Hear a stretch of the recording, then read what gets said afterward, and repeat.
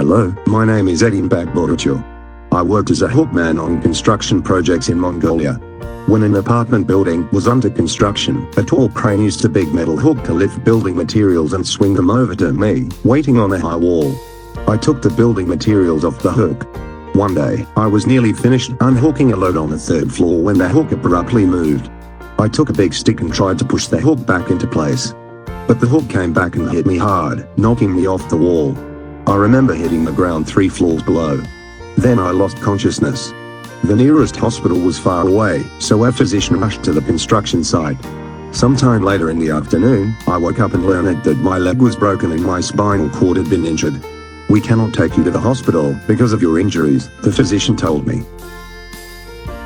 At the time, Mongolia was not as developed as it is now, and the country lacked good medical equipment. The physician didn't know exactly what had happened to me.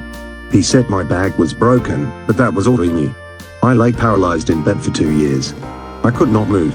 During the time, several foreigners visited my town.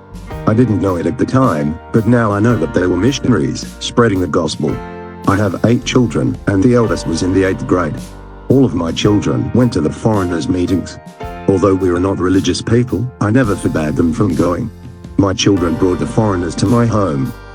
At the time, I didn't understand what was happening, but now I know they were praying for me. Because of their prayers, I was healed quite quickly. I grew stronger and started physical therapy. I put bars and ropes above my bed and started exercising. Lifting my head hurt at first, but my children's prayers worked. Soon I was hobbling with a cane. My children became very active in the Seventh-day Adventist Church and liked singing there. I enjoyed Sabbath worship services as well. As I studied the Bible, my life began to change. I used to drink a lot, but now I stopped drinking. It was a big change. I wanted to be faithful to God.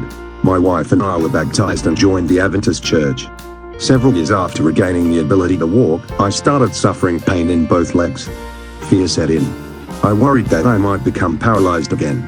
After a medical checkup, the physician looked grim. "You have to undergo surgery, but it will be risky," he said. He explained that my spine was damaged and required medical attention. My family was asked to sign a waiver, releasing the hospital from any responsibility if the operation went awry.